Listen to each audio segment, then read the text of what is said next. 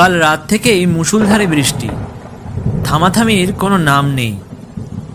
তার উপর সবেমাত্র ঘুমটা এসেছিল। ঠিক তখনই রামু এসে খবর দিল এক্ষুনি আমাকে রহিম সাহেবের পোস্টমর্টম অফিসে দেখা করতে হবে, কি নাকি খুব দরকারি কাজ আছে। তাই আর দেরি না করে রহিম সাহেবের অফিসের দিকে এগিয়ে চললাম।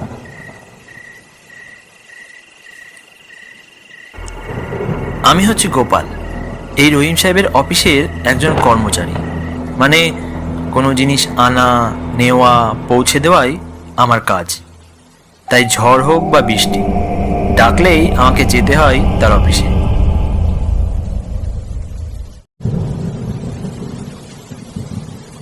অনেকক্ষণ ধরে ভ্যান চালানোর পর শেষমেশ পোস্টমর্টম অফিসে এসে পৌঁছালাম। এরপর ভ্যান থেকে নেমে সোজা অফিসের ভেতরে প্রবেশ করলাম। অফিসে ঢুকে একটু অবাক হলাম।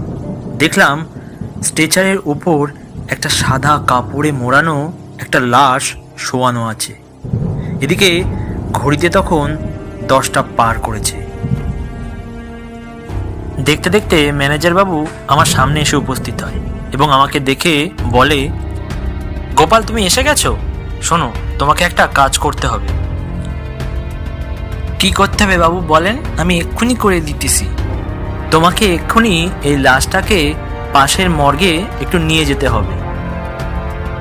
কিন্তু বাবু, এত রাতে এই লাশ নিয়ে আমি একা যেতে পারবো?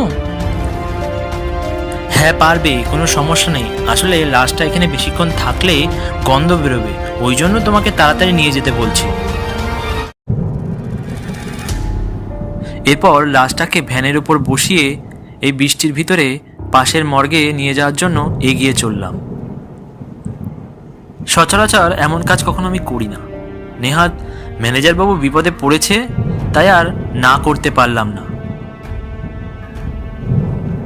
এরপর বেশ খানিকক্ষণ লাশটাকে নিয়ে আমি এগিয়ে চললাম বৃষ্টির ভিতরে। কিছু দূর যেতেই হঠাৎ গাটা ভার হয়ে আসছে। বারবার মনে হচ্ছে লাশটা যেন আর ভ্যানের উপর নেই। মনে সংশয় থাকা সত্ত্বেও আমি আর পিছন ফিরে তাকিয়ে দেখলাম না। ভাবলাম এখন দেখতে গেলে ঠিক টাইমে পৌঁছাতে পারবো না, তাই আর না দেখে সামনের দিকে এগিয়ে চললাম। সামনে যেতেই আমি আমার ভ্যানটা থামিয়ে দিলাম। দেখলাম আমার ভ্যানের উপরে থাকা লাশটা আমার সামনে জ্যান্ত হয়ে দাঁড়িয়ে আছে। চোখ দুটো লাল টকটক করছে, অবাক দৃষ্টিতে আমার দিকে তাকিয়ে আছে। এরপর দেখলাম ওই লাশটি অদ্ভুতভাবে আমাকে মারার জন্য আমার দিকে এগিয়ে আসছে। আমিও নিজের প্রাণ বাঁচানোর জন্য কোনো রকমে ভ্যানটা তাড়াতাড়ি সামনের দিকে এগিয়ে নিয়ে চললাম।